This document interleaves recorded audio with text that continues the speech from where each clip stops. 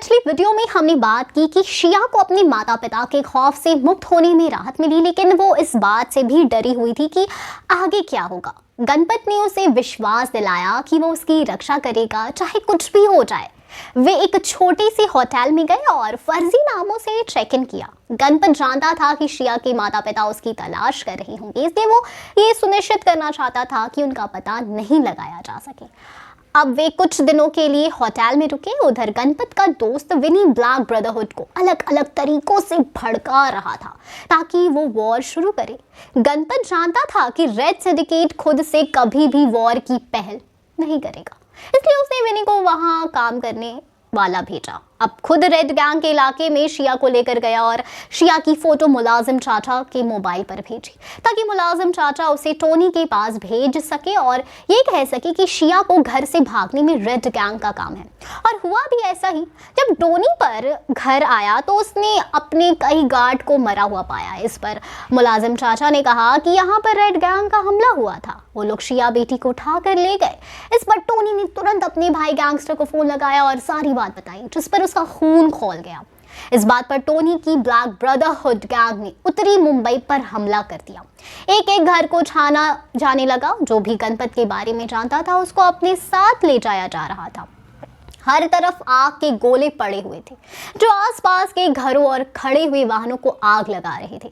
उसके बीच में लोगों का आना जाना मुश्किल हो रहा था। लोगों के बीच हड़बड़ी मची हुई थी, जिसमें कोई अपने बच्चों तो कोई अपने घर के बाकी सदस्य को होने वाले हमलों से बचा रहा है।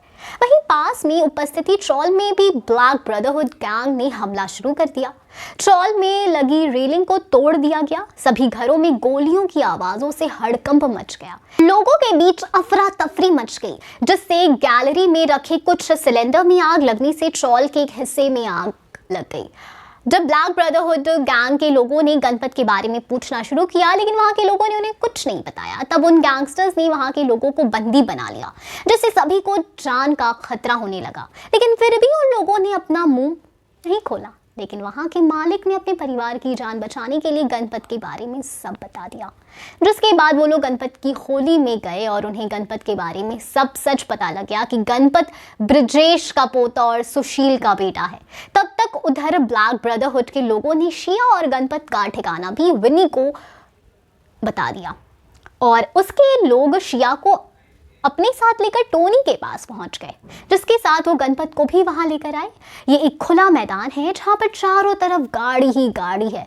ब्लैक कमांडोस ब्लैक ड्रेस में बंदूक लिए खड़े हैं। बंदूक का निशाना बीच में खड़े गणपत और शिया पर है। उधर टोनी, जॉय और ड्रॉन भी आ गए हैं और शिया को अपने पास आने को बोलते हैं। शिया बोलती है, मैं गणपत से प्यार करती हूँ और मुझे अपनी मर्जी से जीने का पूरा हक है। तब टोनी बोलता है, तो फिर मरने को तैयार हो जाओ। टोनी शिया को गोली मारने ही वाला होता है। इतने में गणपत शिया को पीछे की तरफ ढकेलकर खुद अपने पैर पर गोली खा लेता है। साथ ही वो एक पास खड़े कमांडो को पैर से मारकर उससे बंदूक छीन लेता है और उस बंदूक की मदद से लाइन से गोली मारता हुआ ज्यादातर कमांडोज को मार देता है। फिर वो टोनी की तरफ जाता है और बोलता है, इस दिन का इंतजार मैं कब से कर रहा था। वो बोलता है, मेरे पापा को मेरे ही सामने मार दिया, मैं कुछ नहीं बोला। वैसे तो मुझे लड़ाई पसंद नहीं, लेकिन बदला मैं कभी अधूरा नहीं छोड़ता। वो गोली चलाने वाला ही होता है। इतने में पीछे से जॉन गणपत को उसके कंधे पर गोली मार देता है और बोलता है, बेटा चाहे कितना भी बड़ा क्यों ना हो जाए, वो रहता बेटा ही है। इतने में शिया बंदूक उठाकर जॉन को गोली मार देती है, जिससे जॉन की जान चली जाती है। टोनी शिया को गोली मारने ही वाला होता है। गणपत बंदूक पर पैर मार उसे नीचे गिरा देता है और बोलता है, सब कुछ छीन लिया, इसको नहीं छीनने दूंगा। इतने में पुलिस आ जाती है और पूरी गैंग को पकड़ लेती है, साथ ही रेड सिंडिकेट को भी पकड़ लेती है।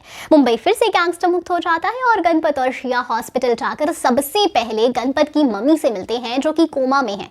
इस तरह गणपत अपने पापा का बदला लेता है और मुंबई को एक सेफ सिटी बनाता है। आपको ये कहानी कैसी लगी बताएं हमें कॉमेंट सेक्शन में। हम फिर मिलेंगे एक नई वीडियो के साथ।